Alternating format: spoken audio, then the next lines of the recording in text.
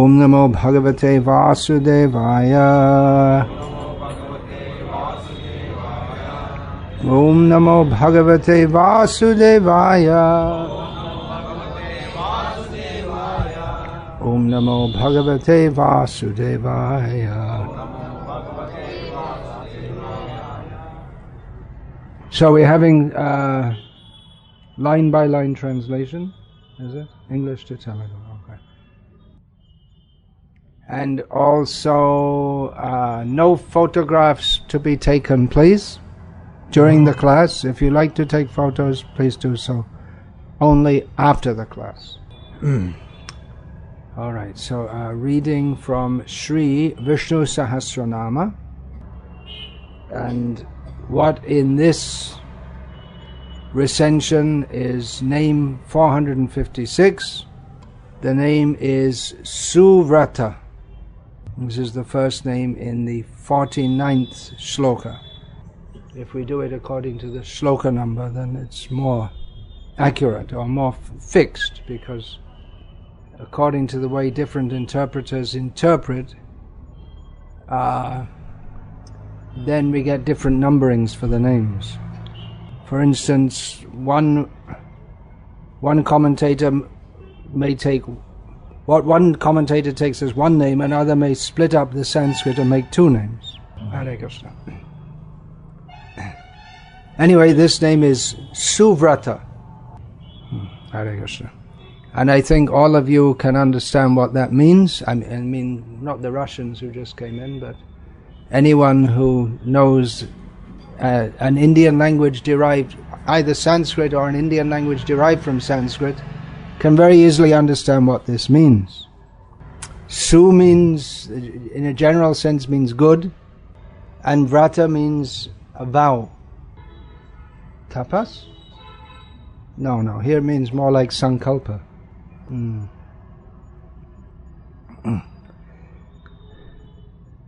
Our Gauriya Vaishnava commentator on this, Vishnu Sahasranama, is Sri Baladeva Vidyabhushana, and he gives the meaning that he doesn't give the meaning to directly mean he himself performs good vows, but he is pleased by devotees who faithfully honor vows to serve him. Then other meanings given are as he who is of good vows. It's also possible to have bad vows. For instance, Karna, he had a strong vow to want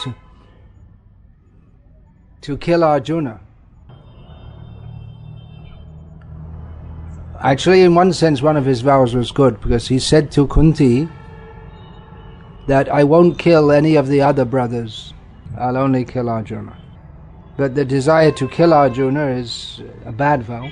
It's a bad vow in the sense that to want to kill such a saintly person is evil and wrong. And it's also a bad vow in the sense that it can never be done, can never be fulfilled. Because Lord Krishna says, or told Arjuna directly, Kaunteya pratijanihi name bhakta pranashyati. The vow to kill Arjuna is a kind of atheism, because Krishna is protecting Arjuna. So if Krishna is protecting anyone, then how can anyone else kill them?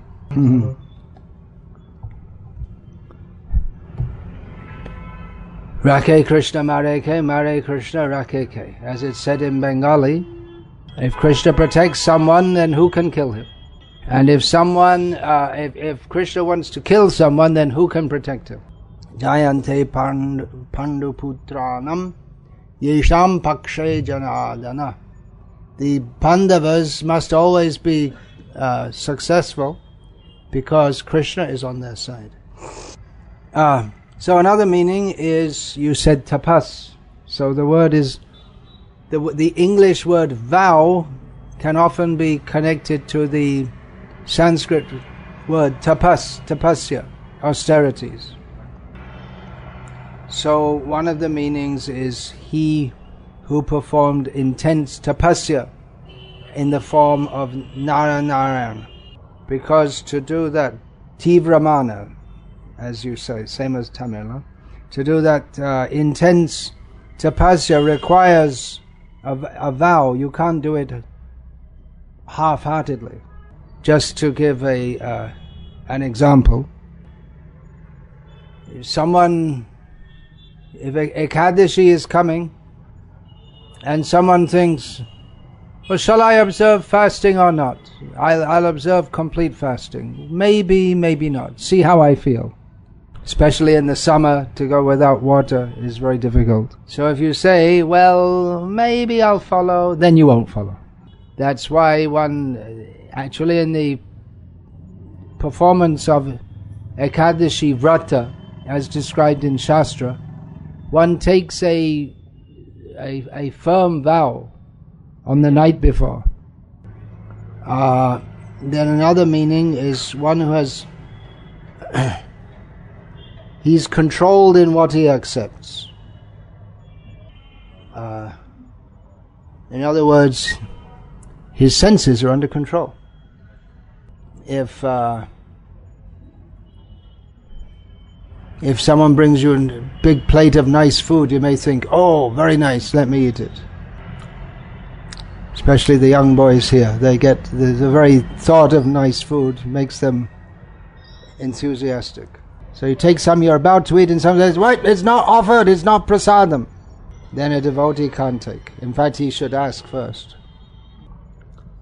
So Krishna in the same way, he's controlled. He doesn't accept food given to him by non-devotees, or anything else for that matter. He doesn't accept worship.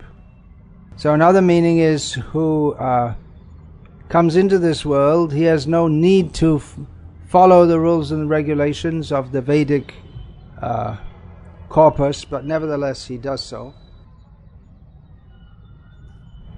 But he does so just for the benefit of us. This name also appears later as a name 824. The most famous, especially among the Sri Vaishnavas, who emphasize this very much, especially the Tengalai Sri Vaishnavas. Do you have that here? Tengalai Sri Vaishnavas or Varigalai? Both you have here.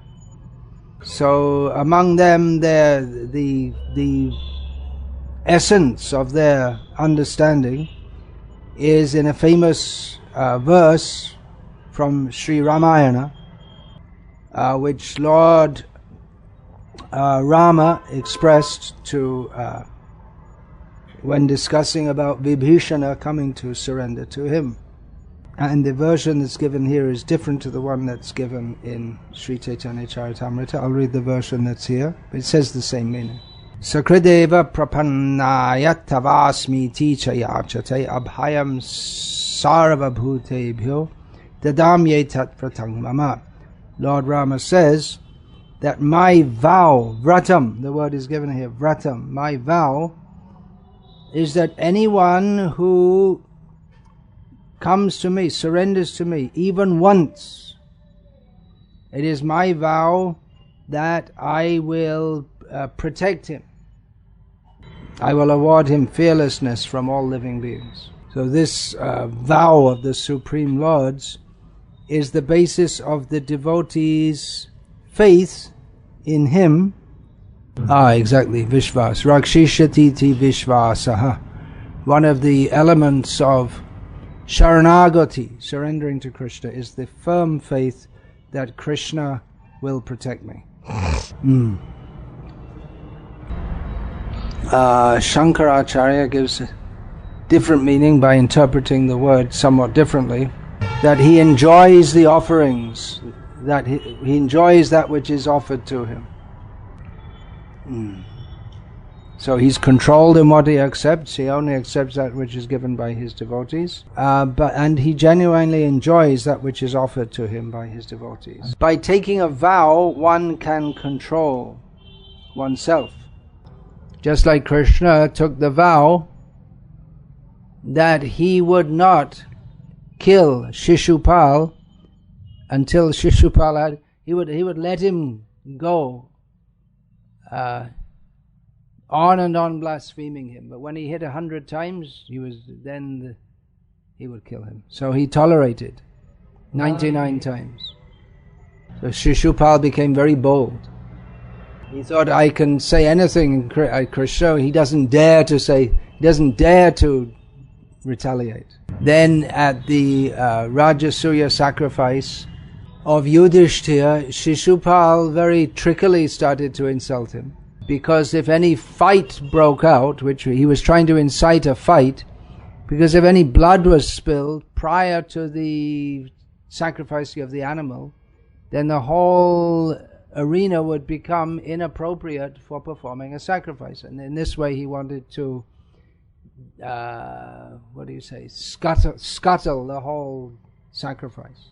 Maybe he hadn't been counting the number of times he had insulted Krishna. But Krishna was counting. Time up. And Krishna restrained Bhima and others who wanted to pulverize this Shishupal. Bhima would sometimes pulverize people. Pulverize means just beat them to a pulp. Just like when he was the cook in the court of Virat. And that military commander of Virat, what was his name? Kichak, yeah. He wanted to enjoy Sairandri, the cook, not the cook, the serving maid of the Queen of Virat.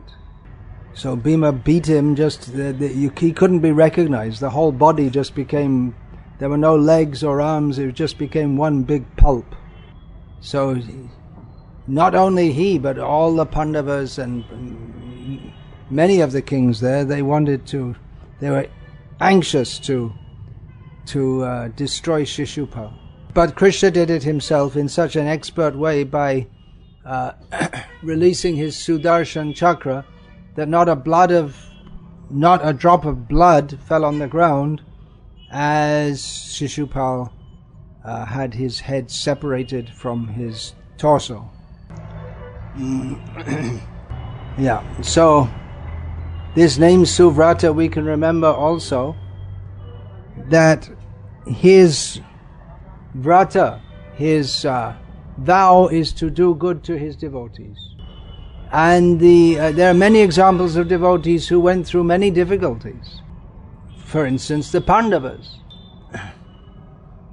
But they were fixed in the faith that whatever Krishna wants for us, that is good. God is good. We may have to suffer so many things, but Krishna has his plan.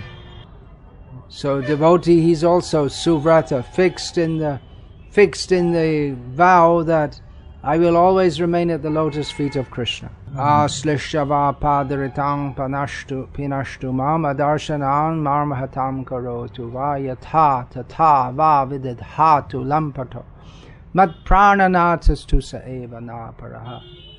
Krishna may be very happy by embracing me, or he may make me very unhappy by not showing himself to me, or he may crush me and kick me under his feet. But in whatever circumstance, he's always my worshipable Lord, the Lord of my life, unconditionally.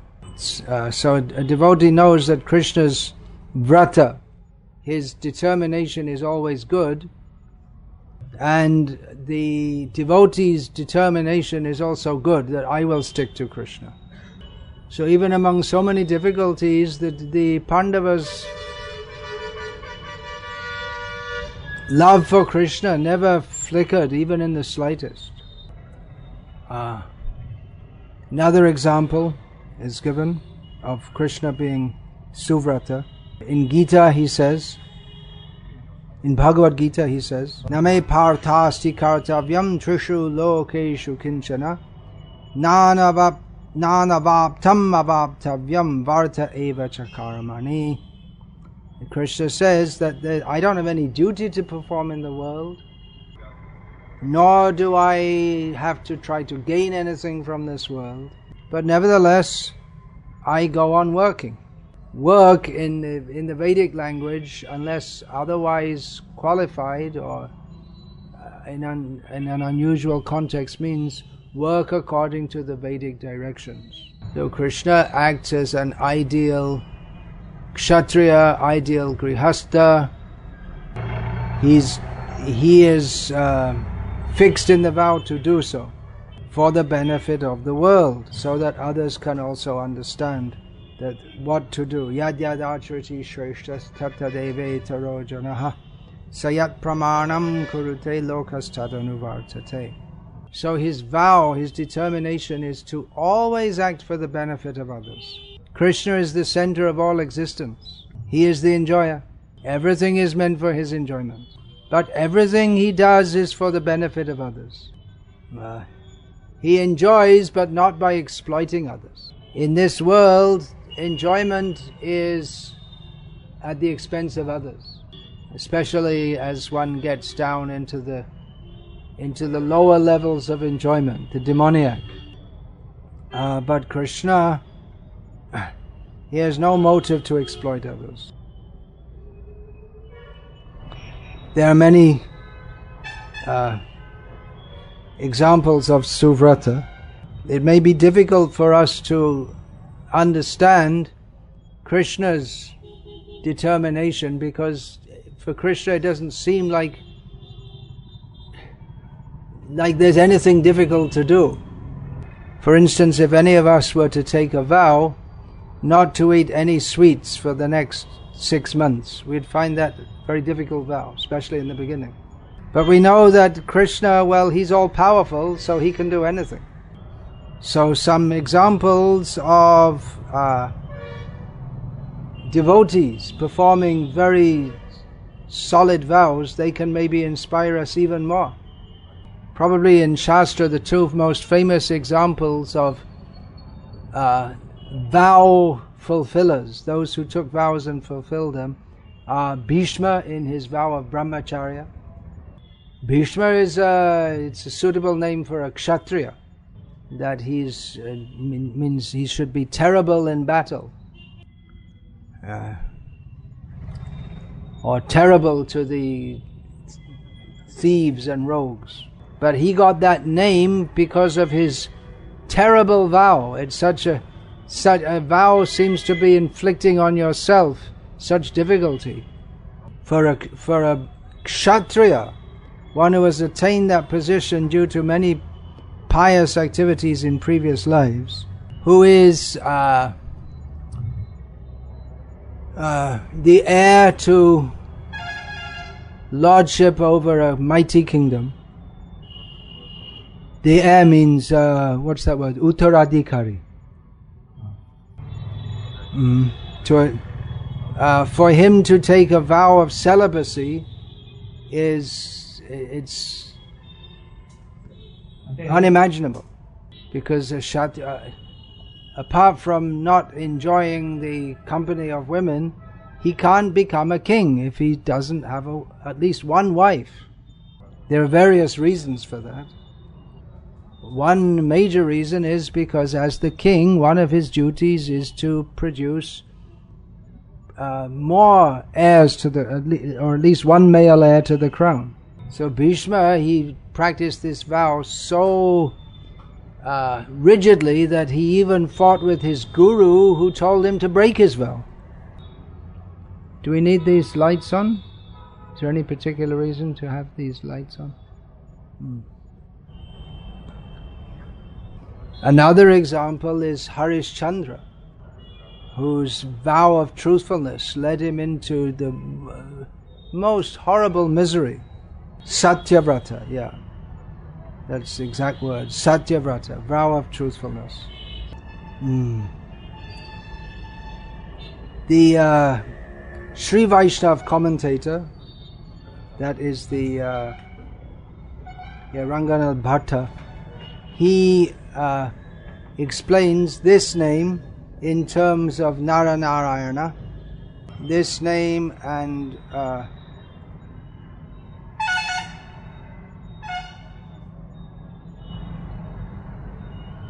and several other names also in terms of Naranarayana. But in fact, all of the avatars, they are suvrata, because they all come for the purpose of paritranaya sadhunam vinashayata dushkritam dharma sangstarpanartha. They all come for the purpose of uplifting the saintly, destroying the demoniac, and re-establishing dharma. Now in Gopal Champu, a work by Srila Jiva Goswami, is described how Krishna, sending messages to Vrindavan, again and again promised that he would come back. But he couldn't immediately go back for various reasons. One reason is there were so many, from the time that he killed Kamsa, then all the remaining powerful demons of the world took cognizance of this Krishna and wanted to kill him. And if he went to Vrindavan, then just like Jarasandha came to attack Mathura, he would have done so to Vrindavan. But Krishna had to rid the world of all these demons, and then only he could go to Vrindavan and be there peacefully. So he promised again and again, and ultimately he did. After killing Dantavakra at the south gate of Mathura, he then went to Vrindavan. There were still some demons left but the main demons were killed. That there were still some demons left, we understand from the oft-quoted statement of Varaha Purana. Rakshasim kalimashritya jayante brahmayonishu. The demons, taking shelter of Kali Yuga, they entered the wombs of Brahmanas. In other words, many demons were born in Brahmana families in Kali Yuga. So the commentary on this is that those demons who were not killed by Krishna or the Pandavas, they, at the end of Dwapara Yuga, they took birth like this in Kali Yuga. But the main, most fearful demons were killed by Krishna. Mm-hmm. Now, of course, as with many names of Vishnu Sahasranama, this one can also be applied to devotees also. And actually, any honorable person, he must be suvrata, means reliable. You say something, you'll do it. For that, I like to quote from Bhakti Rasamrita Sindhu, where one of the qualities of Krishna is described as his truthfulness. So there it's described that Krishna promised Kunti that the 5 Pandavas, he would bring them all back alive from Kurukshetra. So literally millions of men were killed during those 18 days. There's no word for millions in Telugu. And many great fighters, even surpassing the Pandavas, such as, well, particularly Bhishma, Drona, Pramukhata, they were killed. But the 5 Pandavas came back home. So Kunti Devi, she said that even if the sunshine may one day become cold, and even if the moonshine may become hot, still, she said, speaking to Krishna, your promise will not fail. So there's no question of the sunshine ever becoming becoming cold. And there's no question of the moonshine ever becoming hot. But she said that even if somehow or other that would happen, but your promise you will not fail to fulfill. We also find that Draupadi, she quoted Krishna, that your promise is that your devotee will never perish. And because I believe in that statement, therefore in the midst of so many tribulations, I simply remember your promise, and therefore I can stay alive. Draupadi was not discouraged. I'll read this section because it's very sweet. Actually, the whole of Nectar of Devotion is very sweet, so I'll just read this. The purport is that Draupadi and her 5 husbands, the Pandavas, were put into severe tribulations by their cousin brother Duryodhana, as well as by others. The tribulations were so severe that even Bhishma Dev, who was both a lifelong brahmachari and a great warrior, would sometimes shed tears thinking of them. So a brahmachari or a warrior, they're not expected to be very sentimental, because they are also vratah, they follow severe vows. But Bhishma Dev would sometimes shed tears thinking of the plight of the Pandavas. Bhishma was always surprised that although the Pandavas were so righteous, and Draupadi was practically the goddess of fortune, and although Krishna was their friend, still they had to undergo such severe tribulations. Okay, I'll make it a bit short. Bhishma was always surprised that although the Pandavas were so righteous, and Draupadi was practically the goddess of fortune, and although Krishna was their friend, still they had to undergo such severe tribulation. Though their tribulations were not ordinary, Draupadi was not discouraged. She knew that because Krishna was their friend, ultimately they would be saved. Also in the Nectar of Devotion, it's described about Krishna's being dependable. And even the demons, they relied upon Krishna's dependability. They knew that even though they were demons, that Krishna would never attack them without any due cause. Therefore, even they used to just leave their doors open. They weren't afraid of Krishna. They knew as long as we don't provoke him, he won't attack us.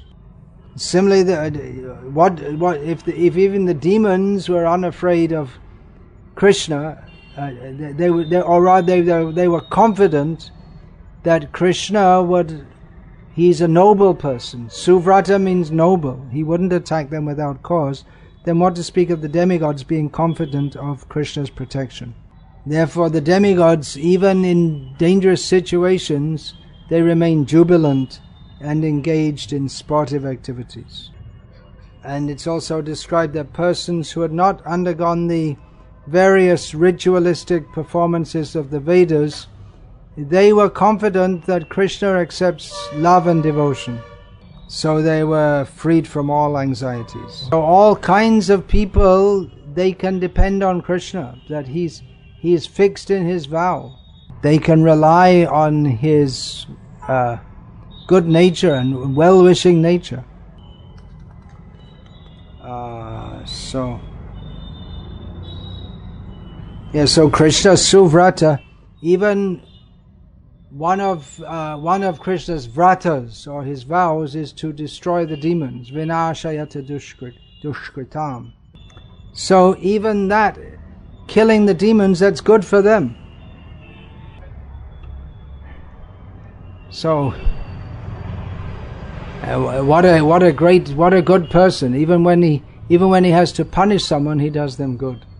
His nature is so good that he doesn't, in the ultimate sense, he doesn't harm anyone. He always does good for them.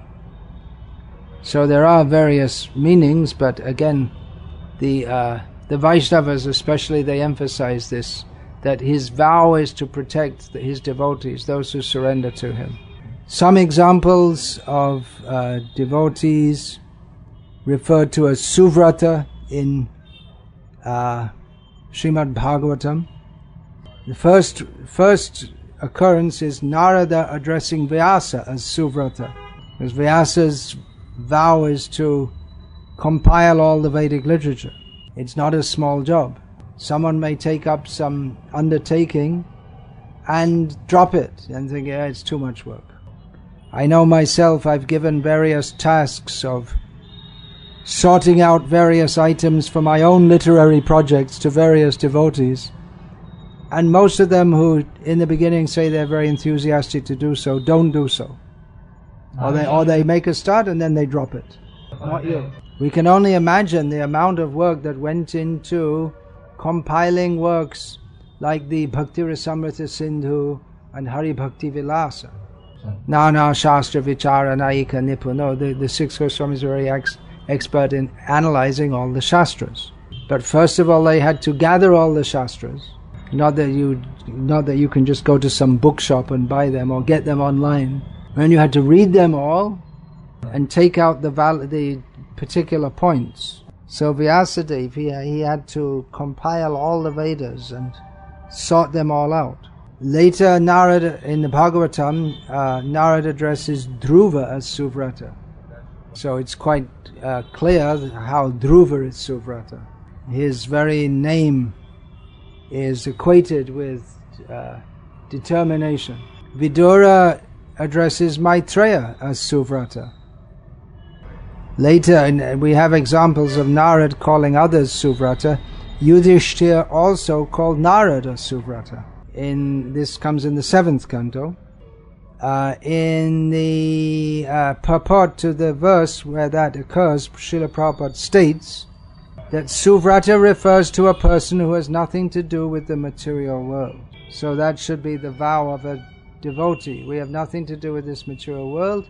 We're only interested in serving Krishna. Then we find that Aditi also refers to her husband Kashyapa as Suvrata. A wife, when she wants something from her husband, may address him like that, evoking his noble sentiments. Of course, Kashyapa actually is Suvrata. Then Vamana referred to Bali as Suvrata. Bali is another prime example of one who took a vow even against the advice of his guru.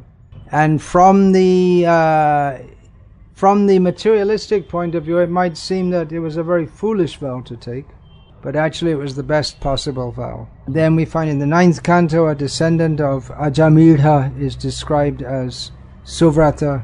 In the 10th canto, Parikshit addresses Shukadeva as Suvrata.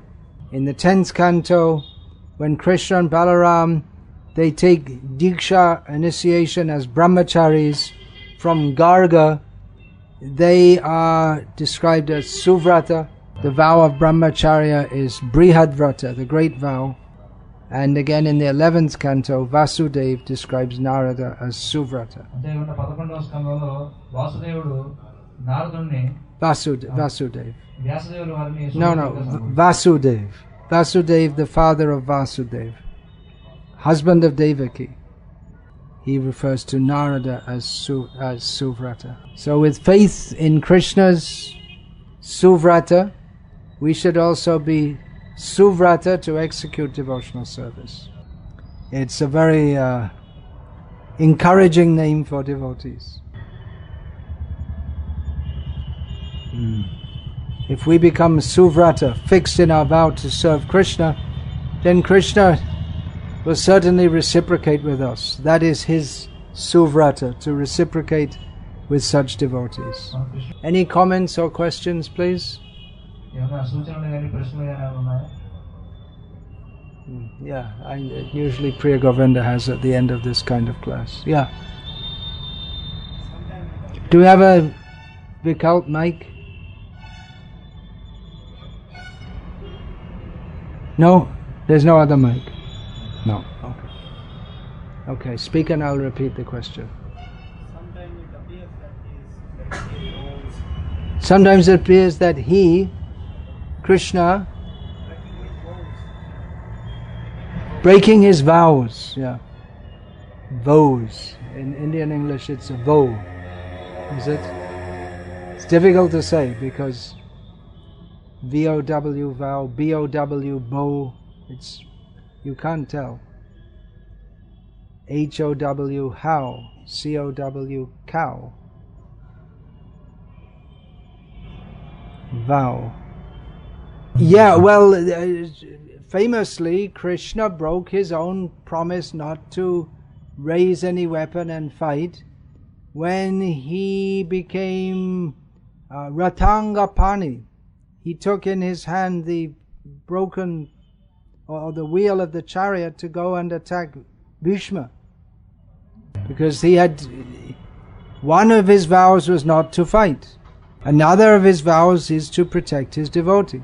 So in this situation, he had to break one of them, and he had no hesitation in breaking the vow not to fight, because his vow to protect his devotee is more important. As it happened, he didn't actually strike Bhishma. But yes, it may seem that he break. Any other examples of Krishna breaking his vow? Oh, another one is the ye yata mang prapadyante tangs tathaiva bhajamyaham. As they reciprocate with me, I reward them accordingly. But Krishna himself, in front of the gopis, says, I'm unable to fulfill this in relationship with you. Napariyaham. I cannot, because your love for me is such that there's nothing I can do to repay it. So we can. That's because Krishna, he's completely committed to fulfilling his vows, to the extent that one of his names is Vratah. So, but Bhakti is stronger than Bhagavan. So the power of Bhakti is such that to demonstrate the power of Bhakti, she arranges that she can defeat even his own vow. So the name Suvrata is not minimized or negated by Krishna's apparently breaking his vows sometimes. But the glory of Bhakti and of his devotees is magnified, that he who is famous with such a name is obliged to act in such a way that he appears to break his vow, because he is controlled by his love of by the love of his devotees. Should keep your hand away from the mouth. Only when you're eating or brushing your teeth. Yeah. Any other examples? There may be so many. Ras Leela? What's that?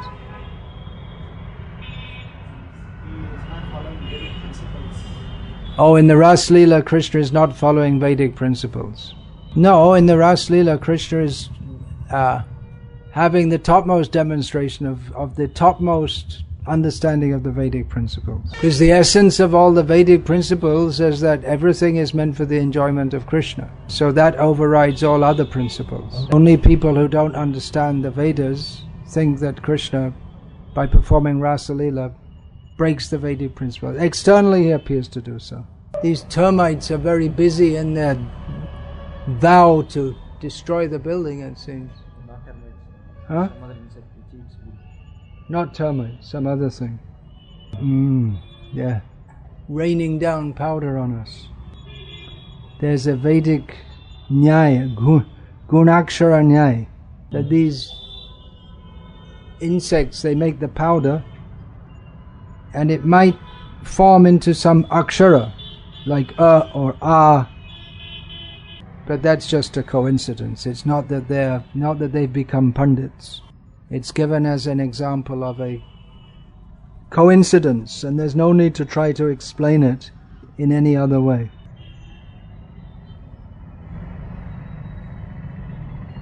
Yeah.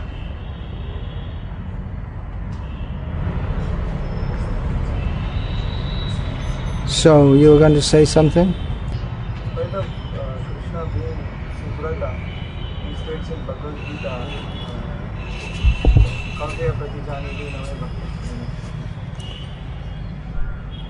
why does Krishna say, you announce it, Arjuna, not me? Kauntaya Pratijani. Because many people don't trust Krishna. Especially because he's from Mathura, and Mathura people are generally considered untrustworthy. So Arjuna was considered more trustworthy than Krishna. Krishna, they weren't sure whether he was from a Vaishya background or a Kshatriya background. Kshatriya, he is very fixed in his vow. So Arjuna, he was more reliable in that sense. But the Vaishyas, especially those who are doing business, you can't trust them.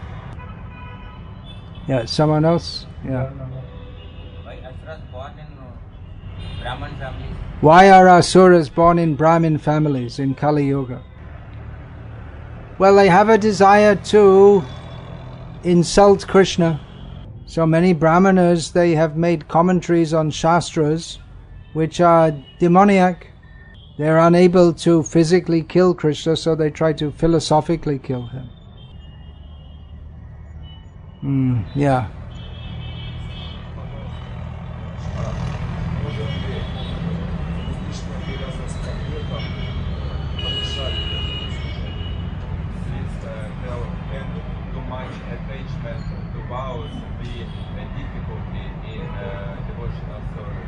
Can over-attachment to vows become a difficulty in devotional service? Well, there is the discussion of niyamagraha, being too much attached to rules and regulations. So the central vow of a devotee is to Krishna te kila cheshta, to do everything for Krishna's satisfaction. There are many other rules, but other rules could be flexible. For instance, if someone takes a vow that I won't speak to anyone, I won't do anything till I finish my 16 rounds every day, and then some devotee sitting next to him has a medical emergency, heart attack, and he just neglects him and lets him die, that would be foolishness. So there can be over-attachment or unintelligent attachment to vows. In emergency situations, then different considerations arise. Yeah, then? Yeah. Who is asking? Yeah.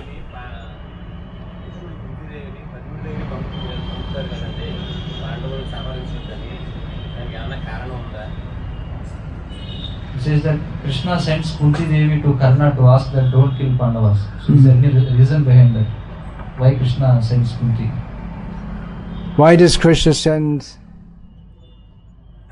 Kunti to Karna to ask him not to kill the Pandavas? Is there a reason? Well, certainly there's a reason in everything Krishna does. Krishna can personally protect all the Pandavas himself, but according to his Leela, he plays as if in some ways he's like an ordinary person. So Karna, he superficially, he appeared powerful enough to defeat other members. He could, theoretically it was thought he could possibly kill all the Pandavas. During the fight he had the opportunity to kill various members of the Pandavas, but because he'd vowed to kill only one, then he wanted to kill Arjuna only. He told Kunti that you're known as having 5 sons, so in the fight between myself and Arjuna, either I will die or Arjuna will die, so you'll still have 5 sons. Krishna acted as a politician on behalf of the Pandavas. Hare Krishna. Okay, one more question.